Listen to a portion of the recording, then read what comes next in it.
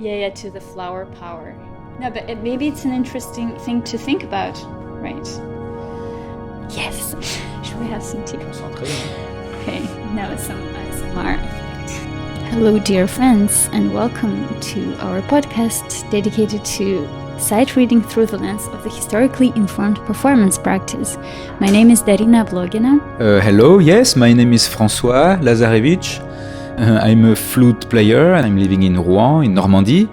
And I founded an ensemble, early music ensemble, called Les Musiciens de Saint-Julien. Well, I play mainly Baroque music, and I also play traditional music. I know Irish music and also music, bagpipes from the center of France, cabrette, chabrette, etc. And well, I play Baroque flute and also Baroque musette. What can I say? We did, about 15 CDs for Alpha Classics label. And we do, concerts in France, in Europe, and in the world. And I'm also teaching in Versailles. Yes, I'm teaching the transverse flute, the recorder, the Baroque musette, and also ornamentation. What can I say? We organize with Les Musiciens de Saint-Julien what we call l'Académie des Musiciens, l'Académie des Musiciens de Saint-Julien. It's 3 or 4 workshops and summer school per year. So one summer school in August, 1 week in Mortagne-au-Perche. So the main meeting. Last year there were 70 students, and also we do shorter workshops in Le Havre, in the Conservatoire of Le Havre, about traditional music. I'm teaching the bagpipe sometimes, and also Renaissance transverse flute, and also Baroque musette and hurdy-gurdy. So it's many different. And now I do some videos on YouTube. We posted some new videos. Music with the Bach music, Cantate 82, 82, and also contemporary music and Couperin, Pesson, and some pedagogical videos called Le Petit Traité d'interprétation. And these videos are very short, 5 or 6 minutes, and I'm speaking about la cadence, les notes inégales, embellishments, and so on, etc. Wow, you're doing a lot. And we will post the links in the description of our episode to your channel and to the information that you were telling about now. Yeah, actually the videos are very cool. I watched some of them, like the the cameraman work. It's really fantastic. It was your idea to make it so beautiful, like the choreography, let's say, of the videos, or are you in control of that, or it's somebody who organizes that for you? There are 2 kinds of videos, and even more. But about music, we collaborate with the producer who has his own ideas, so we can speak about that. But it's his own talent, let's say. And one of our main job is, of course, to make the music ready, and also to find a good place, because of course the place is important. So we did most of these videos in Normandy, in some special places, l'atelier du Pacifique Vapor Club. So it's a place where people can work on train, machine, old Pacific, Pacific 231, And in also Le Normandie, it's an old theater in Le Havre, where they are at the moment doing a lot of work, so it's little strange atmosphere. So this is the main thing. And about le petit traité d'interprétation, well, the main work is to think about how to make easy to understand these musical subjects, and for me to try to show and to show some precise points that sometimes I think à l'encontre des idées reçues, les idées reçues. The main point of view, sometimes I think it's good to do a little different than people think commonly. I don't know if it's clear. Mm-hmm. Yeah, I think it's important, I think, because always when I watch your videos, I'm fascinated by the image that I see. It enhances the music and it doesn't ruin the meaning of it, and it's not boring. That's why I was asking about that, because I think, like, okay, we are playing early music, but we live in the 21st century, and maybe we could also like create these beautiful images together with the music.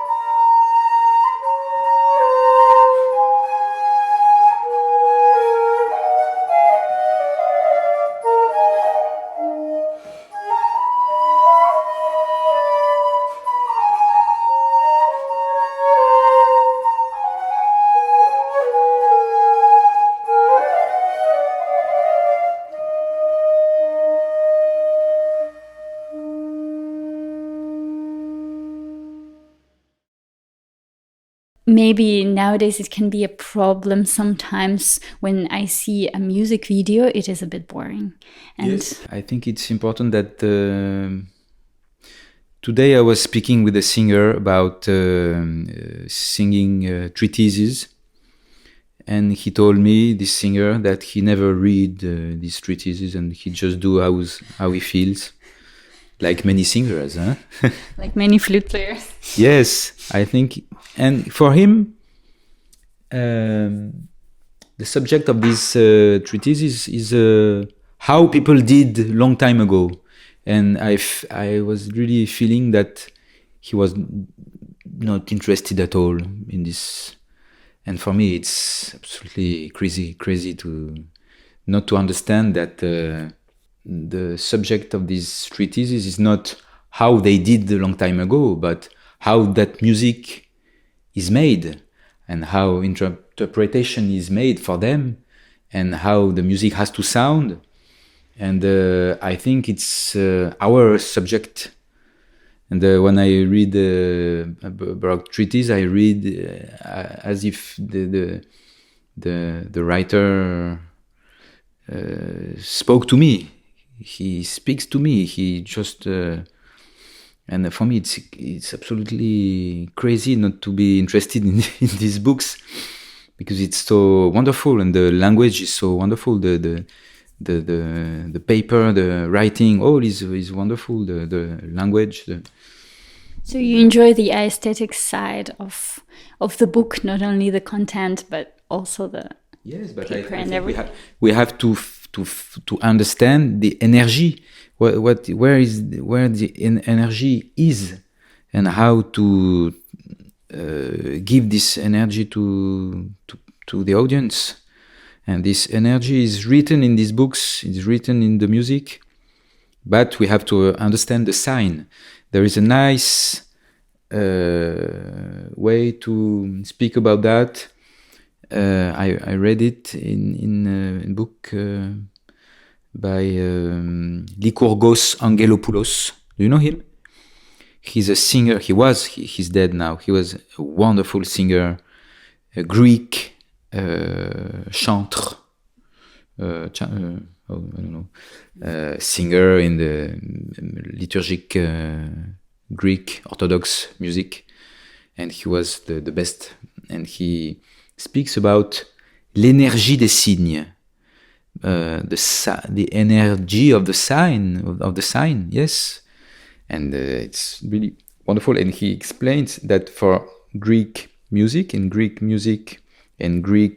way of writing music, one sign is there for all the life of one sound. I mean, we need sometimes 3 signs or 4 signs for one note, and to show if this note is strong or soft, crescendo, decrescendo, I don't know, with the grace note at the beginning and the trill and then a grace note at the end. But for Greek people, there is one sign for all that, and they call it l'énergie des signes. And I like this idea of l'énergie du signe. What does it mean? Where is this energy? And I think we have to find this energy. Not for me, the main job of the musician is not to understand how they did, or to find authenticity. I don't understand these words, but to do this music, our music, and to find the energy. I think for me it's and it's linked to the dance, and it's linked to the ornamentation, to understand how the sense of each note we play. How did you come to early music? How did you decide to start with it and to play and to dedicate your life? Well, when I was very young, I think it's my mother, because she wanted to be a musician and she could not. Her parents were not really interested in music, and they didn't offer the possibility to her to learn music, and she was very sad about that, and she wanted my sister and me to learn music. It's the same in my family. Yes, it's very, I think many people. So, and I don't know why I wanted to play the trumpet, but I was too young. So when I went to the conservatoire, the head of the conservatoire, he told me, "No, you are too young, so we will play the recorder." Okay, didn't know. So I started to learn the recorder. It was a little. The teacher was very, he didn't know about early music, in fact. So we played the notes as written, and And after I played the trumpet, and then I started learning the keyboard. And in fact, when I was 15, I decided to. I don't know why, but I decided that it would be my job. So I went to, we call here horaire aménagé. So school, half school and half conservatoire. And I think it's good. The less school you go, the better it is, I think. Because school, I think more and more, it's like a jail, almost.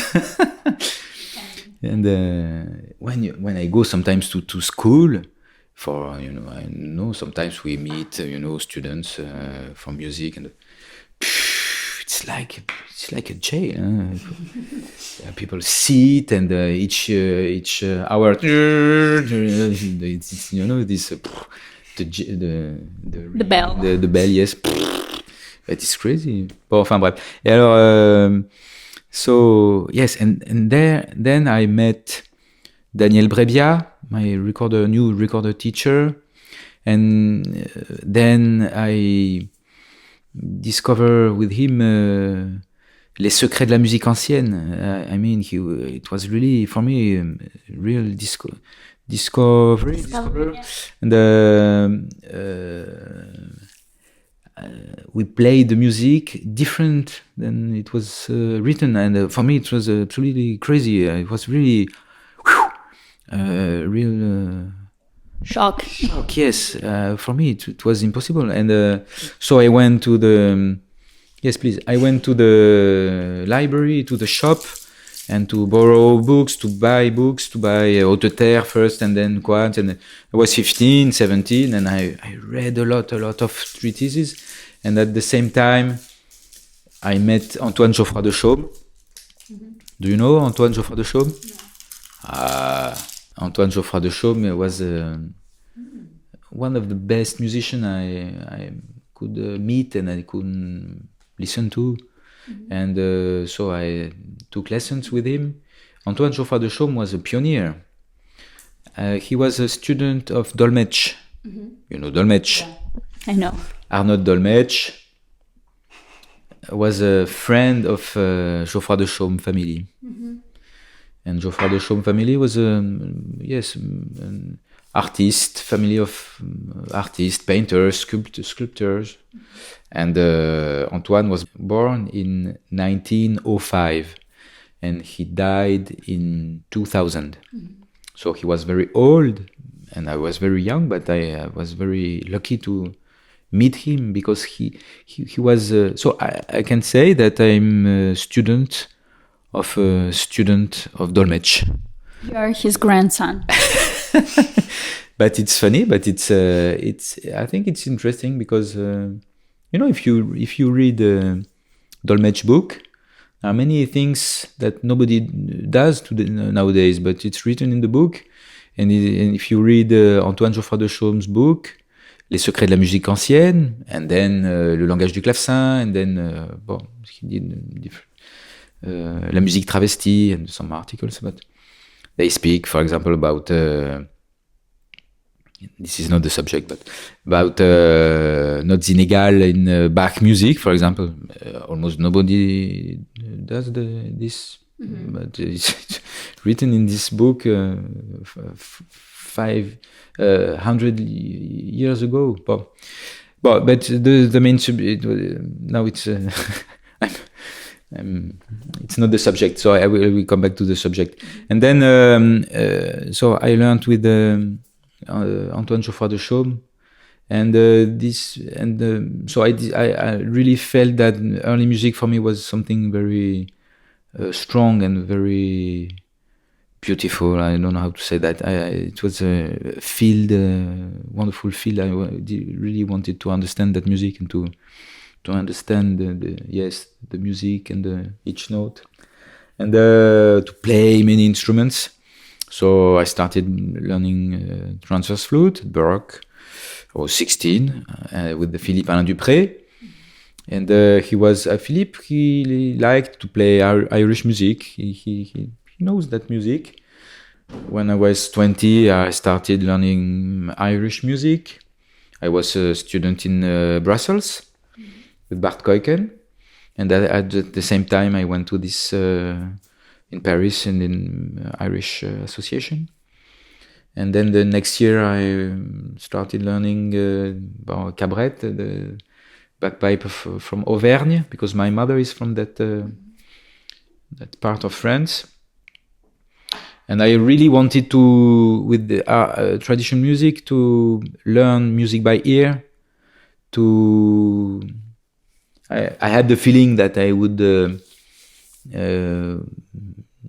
a way, go to the origin of the music, which is not possible, of course. But I could discover really strong feelings with la cadence, which is the energy of the music, the energy of the dance music, and how your music give people the feeling that they would like to dance. And I think it's nice to play with people who are strong musicians for dance music. They have this tempo, powerful tempo. The music will never slow down. It goes. I could meet also great dancers. I could meet, for example, les Guilcher, Naïk Raviard et Yvon Guilcher. They are pioneers in the field of early dance practice. And they are not very famous in the Baroque, among Baroque players, but they are very important. They did very important work with their father, Jean-Michel Guilcher.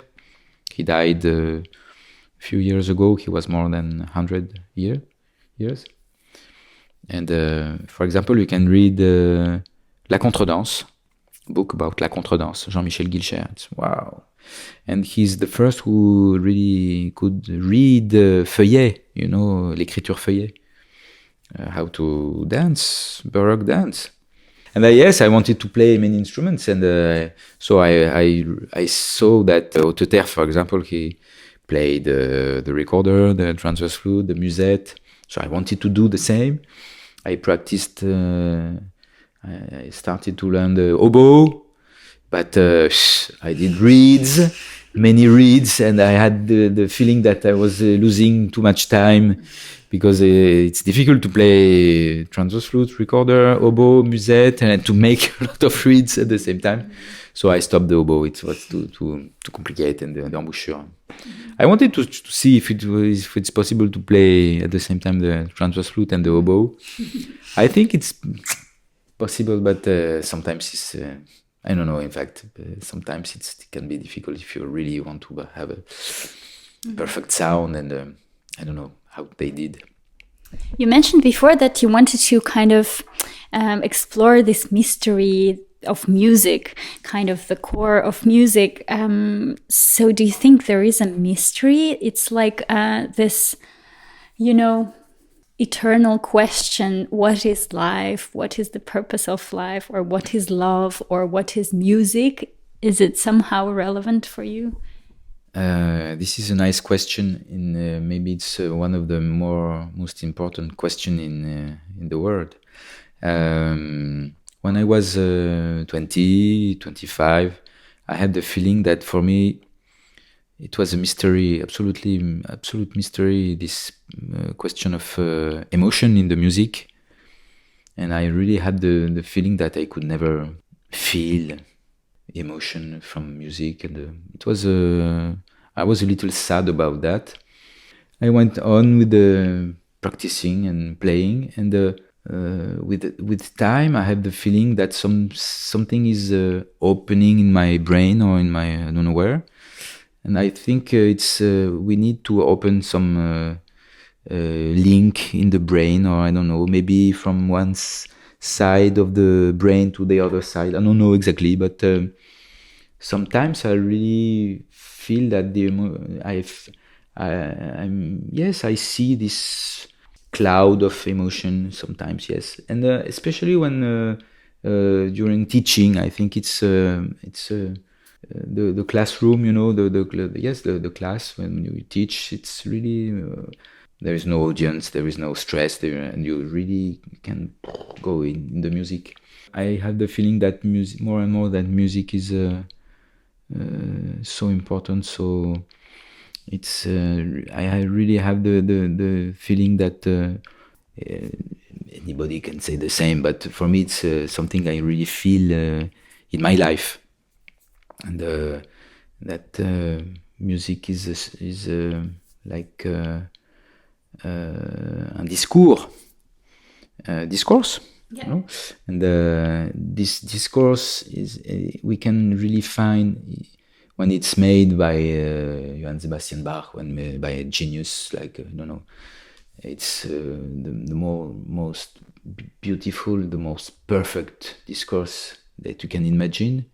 Yes, it's one of the only place you can speak and say the truth and say something without lie, without I think this period, 2 years, 3 years, are so, for me, full of strange informations. Strange, you listen to the TV, to the media, and I had the feeling that they don't give us some good things for our brain. There are too many lies and too many. And music is, for me, I think it's the place where I can feel that I'm feeling something true and something nice, something beautiful, something that is good for my soul, and something that, yes, really makes me in good shape, in the right side. What is down, it has to be down. What is up has to be up, and not the opposite. Absolutely. I don't know if I'm clear, but yes, for me it's very strong, and I think it's so. There is nothing more important than music and than emotion in music. All the other. The rest is, I think. But what about, like, if it's so intense for you, the music, and you experience that in such a strong way, do you feel overwhelmed sometimes by music if you are so deeply inside? Do you feel disconnected from the real life, or do you feel you're escaping to another world with music? Or, like, how do you experience this trip? I don't know. Yes, sometimes I feel that I'm a little crazy. I think some people maybe find that I'm a little crazy too, but I do my best to survive. No, one thing I can say that about this subject is that I had this is linked to people that you meet. I met Antoine Geoffroy de Chaume, who had a light in his eyes and light in his music. And I met also Philippe Bruno. It's very different. Philippe Bruno was an accordion player, and he's a kind of legend of the Québécois music, traditional music. He played the mélodéon, and he was incredible. And he was pure, absolutely. And also I met very good musicians in les Musiciens de Saint-Julien and some other projects. But one of them, he was David Greenberg. He was the violin player. We did recordings, Irish music and Purcell music, and also Vivaldi. And we did,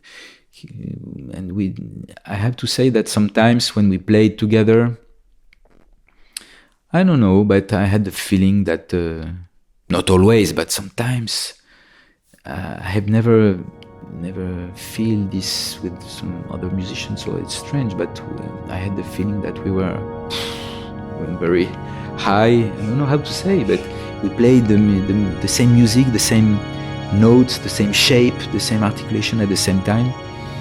And when you can experiment this, it's something absolutely incredible, I think.